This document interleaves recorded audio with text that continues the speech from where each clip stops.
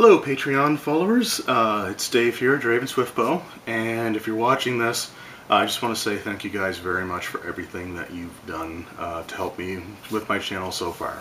I really appreciate and love all the support that you guys have given me. And if there's ever any topics or anything in specific that you want me to discuss on my channel, please never hesitate to message me. I check the page frequently. So I would love to, get any of that suggestions from you guys. If any of you have watched my May update video, one of the things you would have seen on there is I was approached by another channel called GD Art to do a collaborative video, which is kind of like a Q&A type of thing. And she's got a few other channels lined up to do it as well. But it's basically a series of questions, and she's going to basically edit them up and kind of present them on her channel. The final product is going to appear solely on her channel, so I'm not going to be posting it on mine. The main reason for that is I'm going to promote it on mine, but I want to post it on hers to help kind of maybe hopefully boost her subscriber count. That said, I wanted to do something for you guys, for my Patreon followers, who are really doing a lot of great stuff to help my channel out. So what I'm actually going to do is I've already recorded my section of the Q&A, and I'm going to actually be posting it on my Patreon account, my version, my answers, as a Patreon only video. So it's going to be unlisted. Nobody else is going to ever see it except for people that are actually active Patreons on my account. And unlike some videos that have a period of exclusivity, this is going to be permanently exclusive to patrons only. So that's going to be going up here. It's going to be attached to this video, so it'll be coming up after this little clip. The one thing I want you guys to know when watching it is because it is a Q&A that's meant to be cut up and edited. The format that I kind of use is I read the question. There's a little bit of a pause so that it can be easy to kind of cut the reading of the question out. And then I give my answer, and then a little bit of a pause before I go on to the next question. So that's just done for the purposes of being able to do it all in one video, and I just kind of email off my my clip, and it's going to be cut down, edited, and posted on her channel, along with the other individuals that are doing the Q&A as well. So again, for you individuals that are supporting me directly, you're going to get to see the original unedited cut of my answers, because some things may get taken out. Some of the questions that I've given answers for, my answers may not be worthy enough of making the video. I don't know. So anyway, I wanted to give you guys something that is going to be 100% exclusive to you guys always, and that's going to be this video for now. And I want to do others as well. So again, if there's any topic that you think you guys would want me to cover, or suggestions for Patreon exclusive videos, again, please let me know, because I'm kind of new at this whole Patreon thing. So yeah, let me know what you guys would like for some exclusive content, and I'd be happy to get on it for you. Anyway, I hope you guys enjoy the Q&A. I hope I don't sound too terrible doing it. It's also really weird looking into the camera, because I normally sit behind it, so it's kind of a little bit difficult to get used to. I actually had recorded a version of this earlier, and I found that I was kind of pacing in place a lot. Now, one of the reasons for that is I'm still suffering from a broken toe, so standing up is kind of difficult. I wanted to stand in front of my book collection, because normally when I record my videos I'm sitting in my kitchen, because it has some of the best lighting in the apartment for things that are like down on the surface. So I didn't want to do that for this video, so I'm kind of standing in the corner of my living room with a broken toe, but I'm hoping that the second recording isn't quite as bad, because it was sore that day, so I was really kind of doing this a lot. So anyway, I'm rambling at this point. Again, I just want to thank you guys so much for everything that you've done, for all of your support, and I hope you enjoyed the video. Introduction. Hello, my name is Dave. You may know me as Draven Swiftbow off of YouTube. I play Dungeons & Dragons, as well as video games when I get an opportunity. Right now, I am currently a stay-at-home dad. Prior to that, I spent 3 years working at a call center doing customer support, as well as taking supervisor calls for a Canadian credit card company. And prior to that, I spent 11 years working at a gas station, full serve, and 8 of those years was spent as the assistant manager. Alright, First question. How long have you been playing your preferred game? I began playing Dungeons & Dragons back in 1999, so I'm currently looking at 18 years.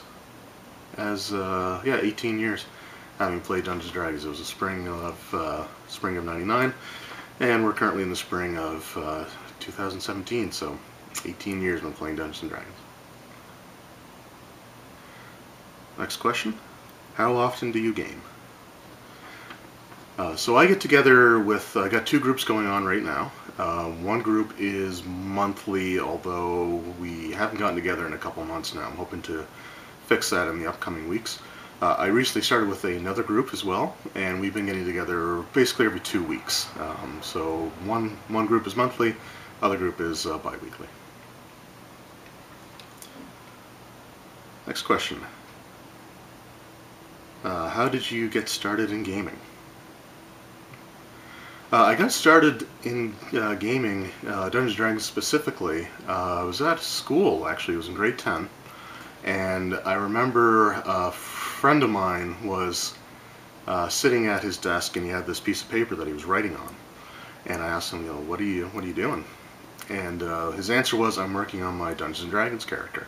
And I had never heard of Dungeons & Dragons before. I'd only known about like video games and board games, right? And to me, the most complicated board game in the world was Risk. Never having actually played it, but it was like that was the pinnacle of complicated gaming. So, I asked him what Dungeons & Dragons was, and he explained it to me as best he could, which wasn't the greatest explanation, but it still seemed interesting. And ultimately, I asked him if I could join the game. He said he'd talk to the person running it. And the funny thing about the story is, as I come to find out, all these years later, looking back, what he was actually doing was he was cheating, and he was putting stuff on his character sheet that shouldn't have been there. So somebody cheating on his character sheet is what got me into Dungeons & Dragons. Next question. What was the scariest part about getting started? The scariest part about getting started, I think for me, was just the fact that I was gaming with people that I didn't know. Now, two of my friends in my same class were in the group, so that helped, but there were also some people that were, a couple of grades higher than me, and just people I had never met before. So I think the scariest thing was just trying to interact with people that I had never met before. Next question. How did that play out? It actually ended up playing out pretty well. I became friends with most of the people in that group. The Dungeon Master was somebody who was only at that school for the 1 year. And after that, I completely lost contact with him. I can't even, honestly, I feel bad because I can't remember his last name. But the other people in that group were individuals that, I have become friends with. And even if we don't get into contact a lot, I still consider them to be good friends to this day. So the next question, did it turn out to be an issue after all? So it didn't really turn out to be an issue, no. They were all pretty decent about having somebody new in the group. The only thing is, this was back with 2nd edition Advanced Dungeons & Dragons, and it was a version of the game that was very complicated in terms of certain elements of the game not being logical in terms of, like, bonuses, for example, can lower your THAC0. And it just, it felt really kind of unusual, and they didn't really seem to want to teach the game so much as just, have me there. So, like I said, it wasn't an issue, but they weren't the most receptive and helpful when it came to learning the actual rules. Next question. What has been your favorite moment in all your experience gaming, or most memorable? So my favorite moment would come as a DM. I mean, I DM about 99.9% of the time. Very rarely do I actually get a chance to play. So one of my favorite memories or experiences in D&D involved a campaign that actually kind of shrunk down to a single player campaign. I started with like 9 players in the group, and very few of them were consistent, so we kind of lowered it down. And then things like work and other obligations kind of made it difficult for everyone to get together. But I had this one player that stayed with it for quite some time, and it was a lot of fun. But the best part of it was actually earlier in the campaign, I had them face off against a red dragon. And it wasn't really meant to do anything more than just kind of fill a void in this actual story. So it was more of a sidetrack thing, and it wasn't really meant to be part of the overall plot.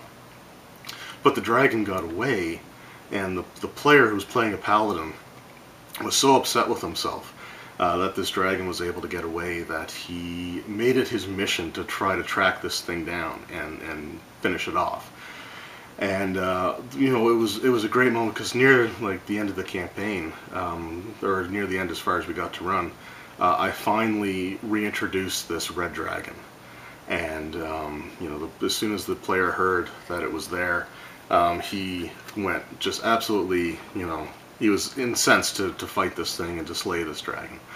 And it was a tough fight. It was pretty rough. But by the time he finally killed the dragon, he was so excited. And he actually he kind of like exclaimed, he kind of he was really happy, he was really satisfied. And just to see that look on his face, that level of satisfaction, and the fact that again this was something that was originally just kind of a throwaway, was a really, really cool, great experience for me. Next question: what's the craziest thing you got to do in a game that you never could have done in real life? The craziest thing that I've ever done in a game, it's actually one of my few stories as a player.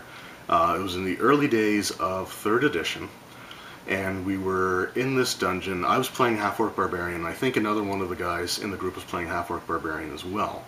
And there was this pit, it was like a 30-foot deep pit, and it was like 10 feet across, and we just couldn't get across this bloody pit. We kept failing our jump checks. Nothing was working. We tied ropes off to ourselves, and so that we wouldn't hit the bottom every time we failed, because after a couple of failures it really kind of started to hurt. So we had no way of getting across this thing. We were trying to figure it out. And one of the players in the group was playing a halfling wizard, I think. He was a halfling anyway. I can't remember the exact class. I want to say wizard. So the other player and I, who were both playing Half-Orc Barbarians, we were sitting in the same, next to each other, and we'd come up with this plan to get across the pit. So what we did is we went over, handed the rope to the wizard, told him to hold on to it, and then we just each grabbed this halfling under, each of us under one of the arms, and we ended up throwing this halfling across the pit. And the player was very, very upset with us. It was pretty funny though. We got him across, and he set up the rope so that we were able to finally get across the pit as well. So that was probably the craziest thing, because it's not very often in real life that you'd be able to throw somebody across a large gap in order to get across it. Next question: what is your favorite race class character to play? My personal favorite race and class combination is Elven Ranger. I've loved playing elves. They've been my favorite race for a very, very long time. And actually, I think it goes back to 2000 when the Chainmail miniatures game came out, actually. I really liked the Elven faction, and that kind of kickstarted my love of playing elves. Before that, I usually played like half-orcs, or in 2nd edition, I even played some minotaurs. But I really started to enjoy playing elves. After that, I played a few fighters, wizards, but I really enjoyed being an archer.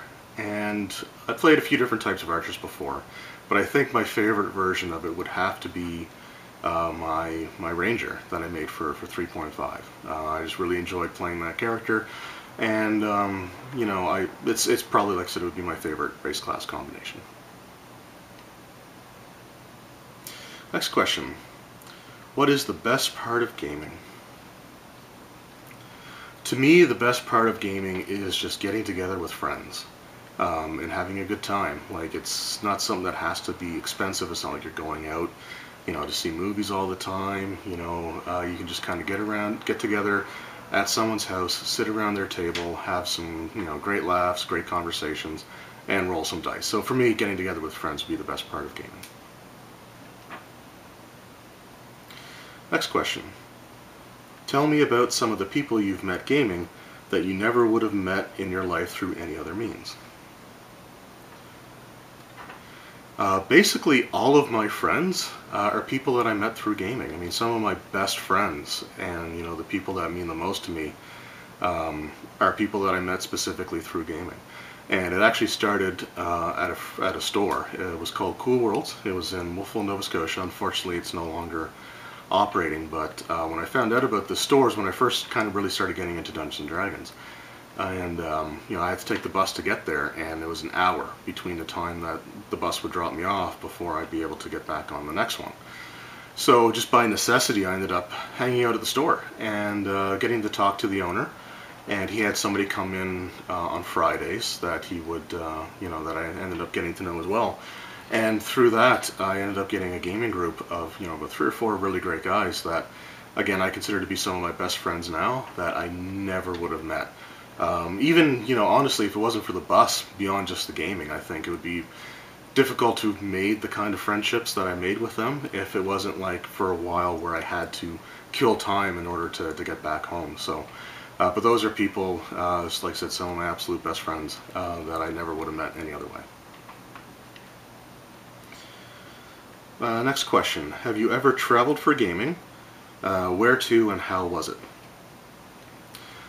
So the only times I've ever really had to travel for gaming is when I went back to the town that I used to live in. So I lived in the Annapolis Valley in Nova Scotia for 20 some odd years. And, I had my regular gaming group. We got together every Sunday for years and years, but eventually ended up moving away. I moved about an hour and a half away, driving distance, to be with my current fiance. And every once in a while, I'll end up going back down to the Annapolis Valley to hang out and, just spend some time and usually have some games with them. So it's been about an hour and a half drive was probably the longest distance I've ever had to go for gaming. But it's pretty much always been great just to get back together, with the guys and just have a really great time. Next question. What are some of the questions you had before your very first game session? How long did it take for those questions to be answered? So the biggest question that I had when I started playing Dungeons & Dragons was, how do I know if I hit something? And that question took 4 months to answer. Next question. If you could go back in time and talk to yourself the day before your first game session, what would you say? What advice would you give? So if I could go back in time, what I would say to myself is I would explain to myself how to figure out how you hit in 2nd edition D&D. THAC0 was an interesting system, but it was counterintuitive in a lot of ways. And nobody wanted to explain it. And, everybody knew how it worked in the game, but nobody wanted to actually take the time to say, you subtract the enemy's armor class from your weapon THAC0. Your weapon THAC0 is your base THAC0, and then you subtract your hit probability, right? They just didn't do any of that. The only way I found out about it was actually to have bought the book a few months later when I was on summer vacation. So the biggest thing I would do if I went back in time to talk to myself is I would just explain how THAC0 worked. How would you describe your game to a new friend's concerned parents? The biggest thing that I would use to describe Dungeons & Dragons to anyone whose parents are concerned about the nature of the game is that it's a social experience. It's getting together with individuals and just, again, sitting around the table and having a good time. So it's very, very social. And, it's not something where there's, a lot of the backlash against Dungeons & Dragons specifically came in the 80s with, the satanic stuff. And I would just, explain that, that's definitely not part of the game. It's just a game. Everybody that plays it knows it's just a game. And it's a social thing that can really help people develop social skills. Next question. What are some of the common opinions about your game that are just flat out not true? So one of the biggest common opinions about the game that I play, being Dungeons & Dragons or tabletop role-playing games, one of the biggest things about it, there was this huge backlash, as I mentioned before, in the 80s. with concerned parenting groups and religious fanatic groups, thinking that Dungeons & Dragons was this huge satanic thing that forced kids into killing themselves when their characters died. And that just ended up being, flat out not true. It's not part of the game. Most of the people, in fact, if not all of the individuals who did tragically commit suicide, who had played Dungeons & Dragons, had much more serious issues going on.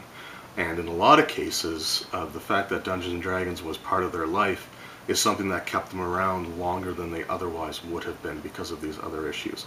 So that's one of the big common ones. I guess the other one is that it's something that nerds do that have never kissed a girl. That's in kind of a silly thing, and I don't know if that's really the conception of it anymore. It kind of was when I was going through high school, but you know what? I'm happily engaged. My fiance and I have a wonderful daughter, so I would say that's probably flat out not true as well. Next question. Say the first 5 words that come to mind that you would use to describe your game. 5 words. I've actually been trying to think about this one quite a bit, and oddly enough, 5 individual words are kind of hard to come by.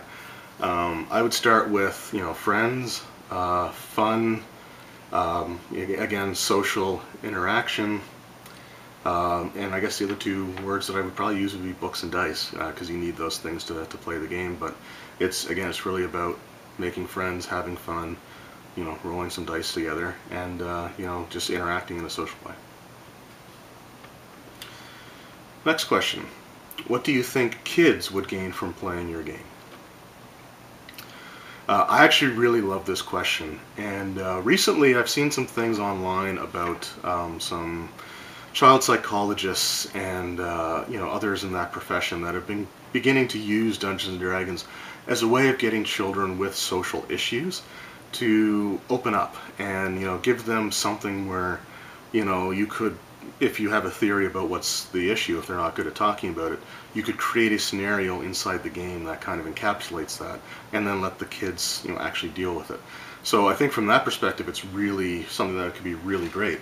Now, without going that deep into it, there's a lot of other great benefits that I think children would have as well from playing Dungeons & Dragons. One of the big ones is just practice with basic mathematics. It's something that some children struggle with, and you're doing a lot of addition and subtraction, and more than that, you're doing a lot of addition and subtraction based off of randomized numbers. So you're rolling a 20-sided dice, you're adding a modifier to it, you're also comparing it to another number, so you're learning like greater thans or less thans. And then you roll damage, add again random numbers, and if you take damage, you're subtracting random numbers off of your hit points, which again can be generated randomly. So there's a lot of great mathematical skills, just some basic math stuff that I think children would benefit greatly from. Other things that I think children would benefit from when it comes to Dungeons & Dragons is things like learning creative thinking. Promoting and nurturing an active imagination is something that I think the game does a really good job at. It may prompt the child to want to learn to read more. When they buy the books, they may want to sit down and read the books and learn the rules. And then when they learn, hey, there's a bunch of novels that are based off of this game as well, it may develop foster a love of reading. And it could also develop an interest in history, because a lot of the elements of Dungeons & Dragons were taken from medieval history, as well as mythology. So I think there's a lot of really great things that children could take from the Dungeons & Dragons game. Next question. What type of game or gaming would you like to try that you haven't yet? Why would you want to try it? And why haven't you tried it yet? I'll put that together. So the main type of gaming that I'd like to try to get more into, I guess, that I haven't really developed a huge interest in, would be MMOs, massively multiplayer online role-playing games. I have Neverwinter, and my fiance and I played that quite a bit a few years back, but we kind of just got away from it. I have another friend who's really big into World of Warcraft, and she wants us to kind of join into that. So I just kind of wish I could get more into that kind of experience. I'm not a huge computer game person, so it can be kind of difficult for me to kind of sit at a computer with a mouse and keyboards and all that, and play the game. So that's something that I'd like to get a little more into. I have tried it, but I'd like to get a little better at it. Next question, what do you need to game in your type of gaming?